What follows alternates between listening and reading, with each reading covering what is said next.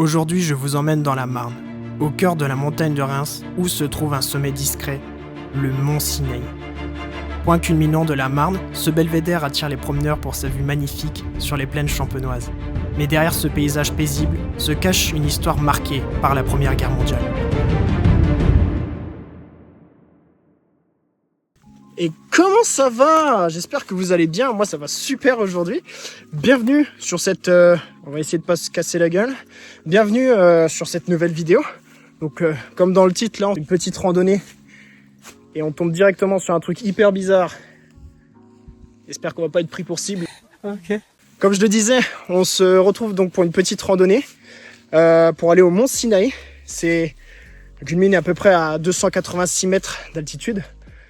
Voilà, pas trop haut, pas trop compliqué. Apparemment, ce serait le sommet le plus haut de la Marne, et donc on va y aller. Puis il y a une petite surprise.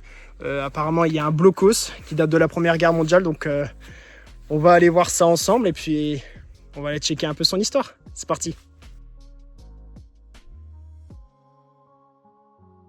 Je suis accompagné d'un ami du coup. On est en train de se faire ça, donc on va marcher à peu près une demi-heure à partir de la voiture pour arriver jusqu'au sommet. On marche dans ce genre de forêt, un peu compliqué à pratiquer, parce que c'est pas forcément un sentier banalisé tout ça. Et en plus il y a des cibles un peu partout. Il y en a genre vraiment partout. Je sais pas où on est atterri mec, mais c'est chaud là. C'est bon, on a retrouvé notre chemin, on était un peu perdu. Il y a la route qui est juste en bas. Donc là, on marche tranquillement. On a un temps à peu près correct aujourd'hui. Il y a des nuages, mais normalement, il ne va pas pleuvoir. Donc on espère marcher tranquillement. Même s'il y a des cibles un peu partout, c'est un peu flippant quand même. Concernant du coup ma première vidéo, j'ai vu que ça vous avait grave plu. Ça me fait super chaud au cœur. Vos commentaires et tout, ça m'a fait super plaisir. Donc j'espère pouvoir continuer cette aventure avec vous. En tout cas, moi pour le moment, je kiffe. On est dans la nature, on est bien. On marche un peu, puis on visite des endroits cool. Ça me fait plaisir de partager ça avec vous.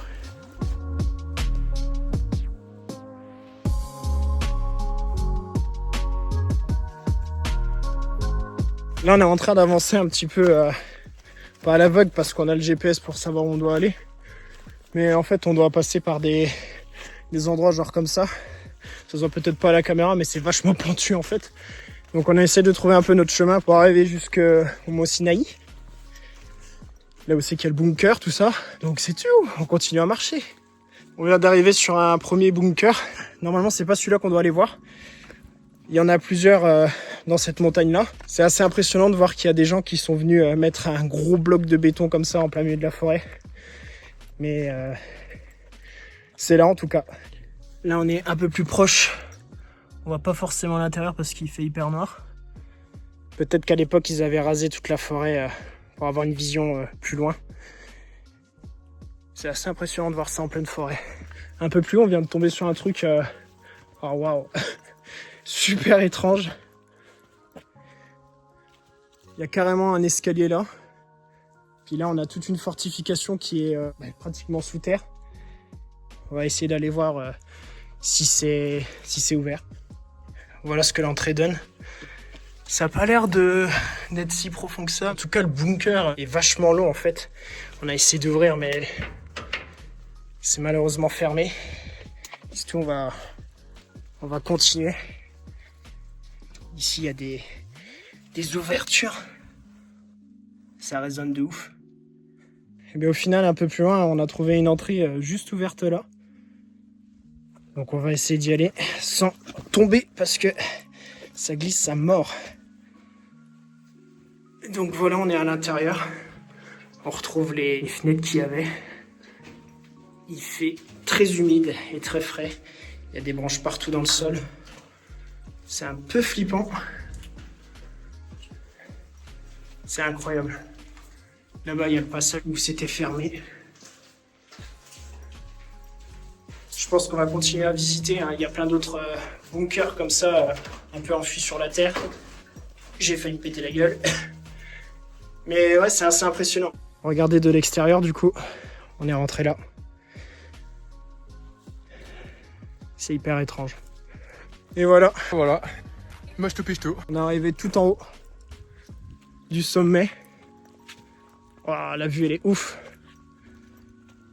Juste ici, il y a le bunker. L'autre bunker, je pense, est beaucoup plus propre que l'autre. Parce qu'il est un peu fait pour être visité, tout ça. Oh, ben tiens, on a un Tipeee. C'est incroyable. Dans chaque vidéo, je crois qu'on va avoir un Tipeee. C'est ouf, j'adore. Et voilà, nous sommes arrivés à l'entrée.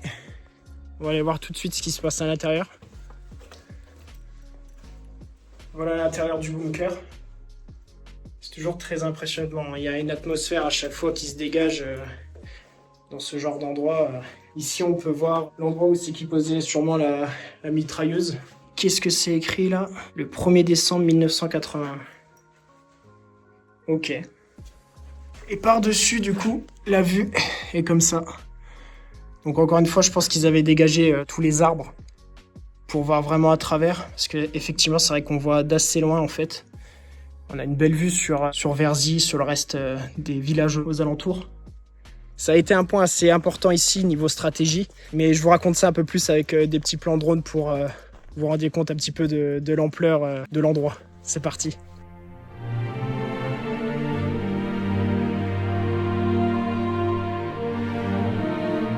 Dès octobre 1914, après la libération de Reims, l'armée française installe ici un poste d'observation.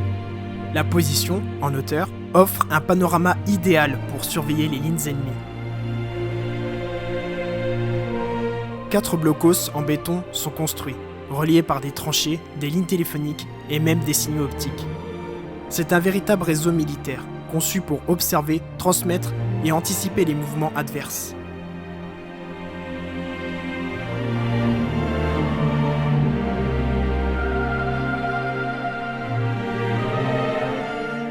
Le mont Sinaï devient rapidement un point stratégique de la 4e armée. Le général Henri Gouraud, qui la commande, vient régulièrement sur place. L'un des observatoires est encore connu aujourd'hui sous le nom de chambre du général Gouraud. Pendant 4 longues années de guerre, des soldats se reliaient jour et nuit pour scruter l'horizon depuis ce promontoire.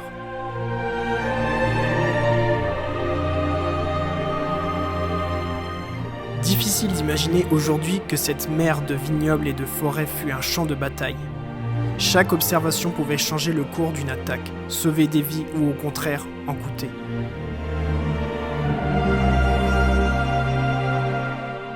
Après l'armistice, la valeur historique du site est reconnue. En janvier 1922, l'observatoire militaire du Mont Sinaï est classé monument historique.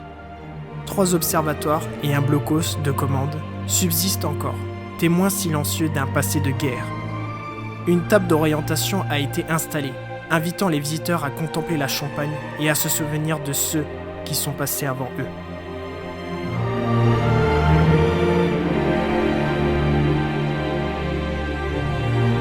Aujourd'hui, ce sommet est un lieu de mémoire, mais aussi de promenade. On y accède facilement depuis Verzy, et la balade mêle histoire et nature. Marcher sur ce sentier, c'est profiter d'un cadre apaisant, tout en gardant à l'esprit les soldats qui, il y a plus d'un siècle, ont vécu ici des heures décisives.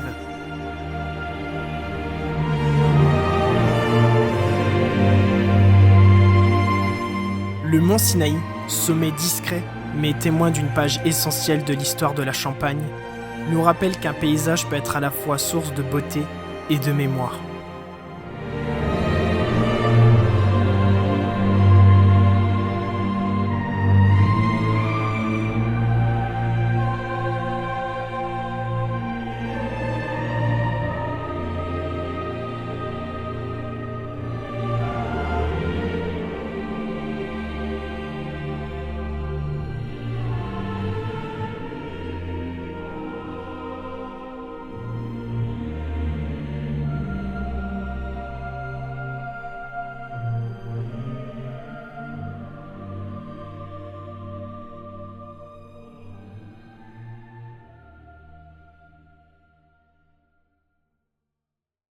Donc voilà, on a fini notre petite randonnée au Mont Sinaï. C'était vachement sympa, je vous invite vraiment à le faire. C'est pas compliqué pour un sou et puis ça raconte un petit peu d'histoire en France pendant la Première Guerre mondiale. Donc je vous invite vraiment à venir tester cet endroit. En tout cas, je vous remercie beaucoup d'avoir regardé ma vidéo. N'hésitez pas à vous abonner, à mettre un petit pouce bleu, ça fait toujours plaisir. un petit commentaire pour me dire ce que vous aimeriez voir. Je pense que la prochaine, ça sera une vidéo plus sur le bivouac, présentation de matériel, comment monter son camp. Donc en espérant que la vidéo vous a plu, on se dit à bientôt.